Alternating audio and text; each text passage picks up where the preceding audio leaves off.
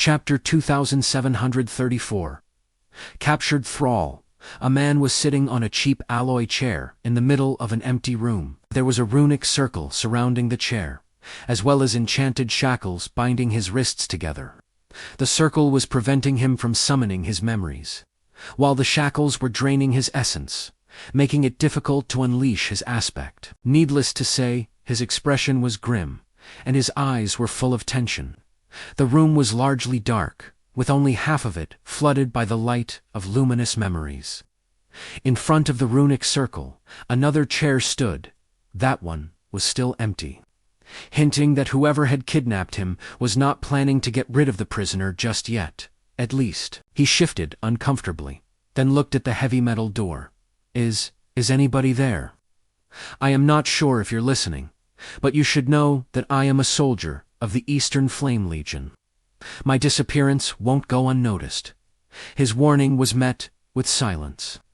Then, however, a chilling voice resounded from the darkness. Ah, yes, somebody is indeed there. Although I doubt you'll be happy to face them, awakened Yutra. The man flinched, looking around the room wildly. He was willing to swear that there had been nobody else inside. So where was the voice coming from?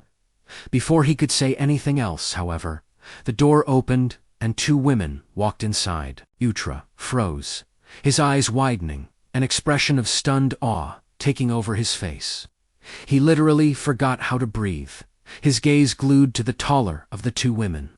His heart seemed to be on the verge of exploding. It was not every day that one met a goddess, after all.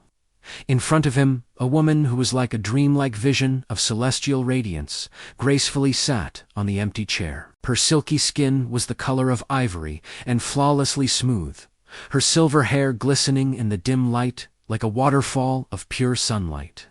Her striking gray eyes were like two placid lakes, making him feel like he was drowning in their alluring, unfathomable depths.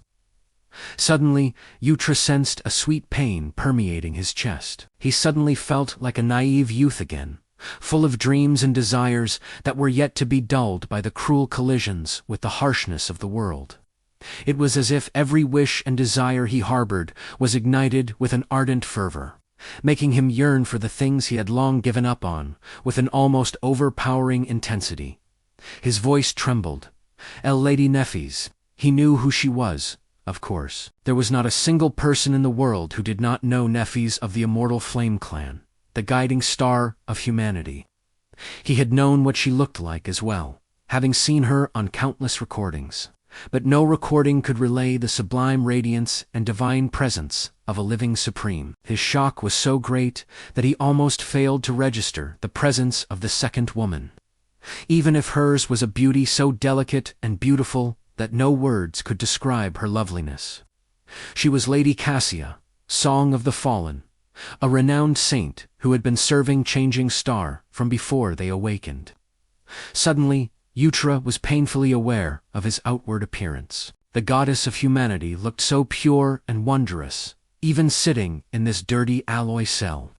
He, meanwhile, had been kidnapped from his sleeping pod in the military barracks during a long and arduous military campaign.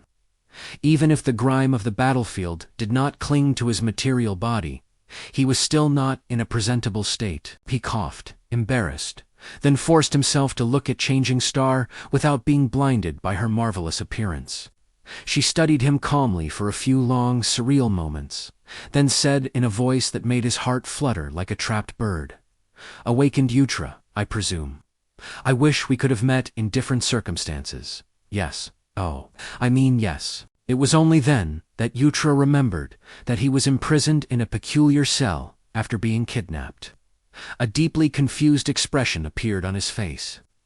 "I beg your forgiveness, Lady Nefis, but why are you here?" For a moment, he entertained the idea that the goddess of humanity was here to rescue him, personally. Could such a miracle be possible?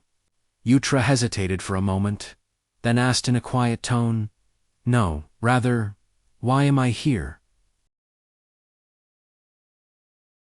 Why am I here?" Sunny felt glad that he was hidden in the shadows, having become one instead of maintaining the shape of a human. That was because, if anyone could see him right now, they would have seen an expression of complete bafflement on his face. What the hell? Of all the reactions he had expected the Thrall of Asterion to show, this one was definitely not one of them. The man seemed... positively smitten. He looked like a devoted believer who had opened his eyes one day only to see his goddess and her high priestess right in front of him. Such a reaction, of course, was only natural for most people of the human domain, even if one disregarded the inherent presence of supremes and transcendence. Nephi's and Cassie were widely renowned. Their celebrity was without a rival, so it was only expected that ordinary people would be starstruck when meeting them. Awakened Utra, however, was not an ordinary man.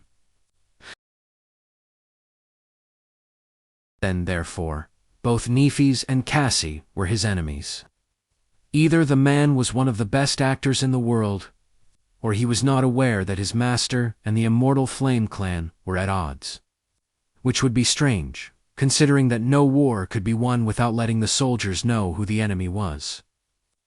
Nephi's remained silent for a while, then asked in a calm tone, "Awakened Utra, are you truly unaware of why you are here?" The man looked at her for a while, then shyly cleared his throat. "No, my lady. I truly have no idea." Cassie, who was standing behind Neff's shoulder, did not move.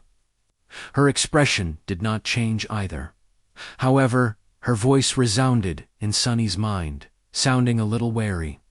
He is telling the truth. Cassie, of course, was the mental link that connected them to Kai, who was standing outside the cell and listening in on the interrogation. For a moment, Sunny was unsure of himself. Did they... really get the wrong guy? However, in the next moment, Nephi's dispelled his doubts, crossing her legs as she pierced their prisoner with a cold look. "That is strange, because I can sense a woefully potent desire within you." Even if the man was not a part of her domain anymore, she could still feel his longing now that they were face to face. The corners of her mouth rose slightly.